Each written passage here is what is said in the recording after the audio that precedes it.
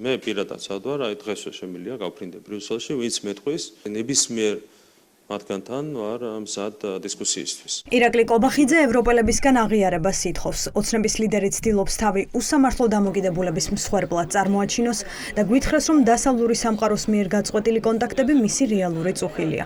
არადა ეს მისი მედიასთან ერთსაათიანი კომუნიკაციის მხოლოდ მცირე ფრაგმენტია. დარჩენილი დრო პრემიერმა ბრიუსელის კრიტიკას და მათზე შეთქმულებების გავრცელებას დაუთმო. ფოსტით გიგზავნიან ულტიმატუმებს, ხო? ადრე როგორც იგზავნებოდა საბჭოთა მოსკოვიდან დეპეშები. 2008 წლის შემდეგ არის ძალიან მძიმე უკუსლა მთელი ევროპის მასშტაბით. ჩანს რეალურად ორმაგი სტანდარტი, რაც ევროპას არ შეშვენის. ხო ინკვიზიციაზე ქვემოთ ჩავიდა რეალურად აზროვნება ხო ევროპულ ბიუროკრატიაში. ირაკლი კობახიძემ იცის, რომ სწორედ ასეთი ანტიდასავლური რიტორიკა იყო ერთ-ერთი მიზეზი, რის გამოც ევროკავშირი ურთიერთობების გაწყვეტამდე მივიდა. ახლა ქართული ოცნება კიდევ უფრო მძიმე რეალობისთვის ემზადება. კობახიძე არ აპირებს უვიზო რეჟიმის შესანარჩუნებლად საჭირო პირობები შეასრულოს. ერთ ხარეს არის რა ტექნიკური საკითხია, რომ შენ რიგში გიწევს დგომა, ნარდგომა ვიზასთან დაკავშირებით, ხო? ეგზისტენციური სამედიცინო დახმარება სჭირდება და ძალიან სასწრაფოდ გადასაფრენია ევროპულ რომელიმე ქვეყანაში.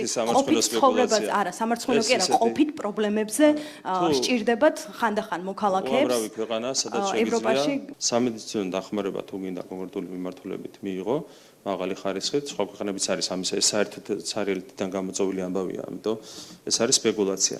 უვიზო რეჟიმის შესანარჩუნებლად ევროკავშირი საქართველოს ხელისუფლებისგან ადამიანის უფლებების დაცვას ითხოვს. ოცნების პროპაგანდისტული გზავნილების შემდეგ ეს ევროკავშირის წარმომადგენლობამ თავადაც განმარტა. იმისთვის, რომ ევროინტეგრაციის ყველაზე მთავარი მონაპოვარი უვიზო მიმოსვლის შესაძლებლობა არ დაიკარგოს, ქვეყანაში კანონი უნდა აღსრულდეს. ადამიანის უფლებები უნდა იყოს დაცული და მთავრობის ანტიკორუფციული საქმიანობა გაძლიერდეს. კობახიძეს კი უვიზო რეჟიმის საპირწონედ ასეთი მოთხოვნა მოჰყავს. ჩვენ ვაცხადებთ ჯიუტად, რომ კაცია, ის მაინც ბრუნავს და ევროპული ბიუროკრატია გვეუბნება, რომ ამის გამო ჩვენ ვიზა ლიბერალიზაცია უნდა გაგვიუქმდეს, ხო? ანუ კოცონზე უნდა დაწვან, ასე თქვა, ჩვენი ვიზა ლიბერალიზაცია იმის გამო, რომ ჩვენ ასეთი რამ მიგვაჩნია, რომ კაცია და ქალია. როგორ შეიძლება მე მივიდე სამოქალაქო რეესში და მოვითხოვო, რომ ვარ ქალი? ჰომოფობიური სენტიმენტებით სარგებლობა, ცრუ დილემები და პროპაგანდა ოპოზიციაში მმართველობის რუსულ სტილზე მიუთითებენ და ამბობენ, რომ ხელისუფლებამ მისი ანტიქართული და ანტიდასავლური პოლიტიკა კიდევ ერთხელ აჩვენა. კობახიძემ ასე თუ გააგრძელა ბრიუსელში მიწვევა კი არა, ცეკვის ანსამბლისთვის მოგვიწევს მისი გაყოლება, ლეგიტიმაციის მიღებით კი არ არის დაინტერესებული. მაქსიმალურად ცდილობს მინიმიზებას იმ ზიანის, იმ საფრთხის, რომელიც შიდა პოლიტიკურ ამბებში ელოდება ვიზა ლიბერალიზაციის შესაძლო შეჩერებით ირაკლი კობახიძეს. ისინი ჩვენგან ელოდებიან, რომ ჩვენც ევროპული დემოკრატიული ღირებულებები ცხოვრობდეთ, იყოს კანონის უზენაესობა, როდესაც სამართალი თანაბარია ყველასათვის და იყოს ადამიანის უფლებები დაცული. სულ არ არსებობდეს ევროპა.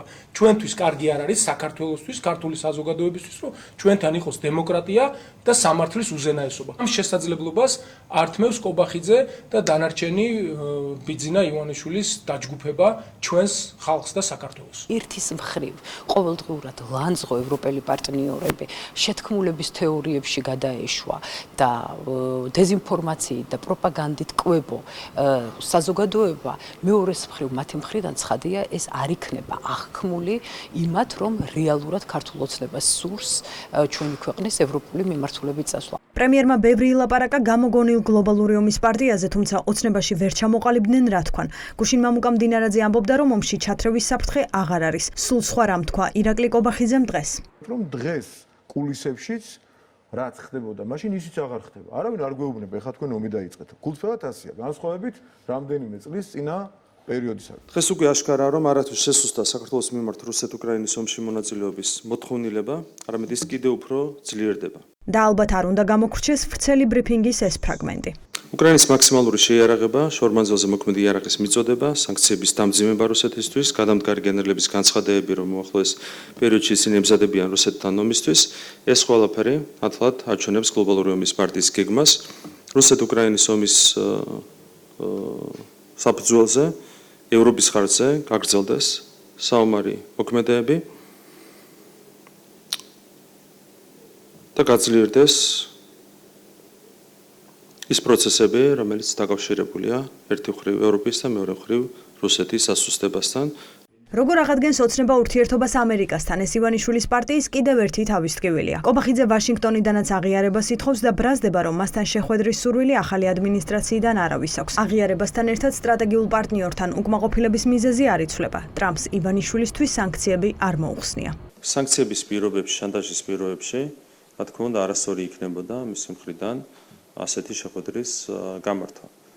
მან ასევე მიანიშნა, როგორც იმასთან დაკავშირებით, რომ არსებობს ხელისუფლება, რომელსაც ის უნდა ესაუბროს. გვესაუბრეთ იმ ფარულ არასაჯარო წერილზე, რომელიც თქვენ მისწერეთ ტრამპის ადმინისტრაციას და რომლის შესახებაც ჩვენ რობინ დანიგანის ინტერვიუდან გავიგეთ. გადაყენებული ელჩი, როდესაც ჭორებით საუბრობს, ეს არ არის თავისთავად სერიოზული, ამიტომ ამ საკითხზე ჩვენ არ გვჭირდება კომენტარების გაკეთება. ფაქტი ერთია, ქართული ოცნება 8 რეკომენდაციიდან არც ერთი მათგანის შესრულებას არ აპირებს და მზად არის პროცესი უვიზო რეჟიმის გაუქმებამდე მიიყვანოს. ეს კი ნიშნავს, რომ კობახიძე თავადვე დაასრულებს იმას, რაც 7 წლის წინ სიხარულით დაიწყო.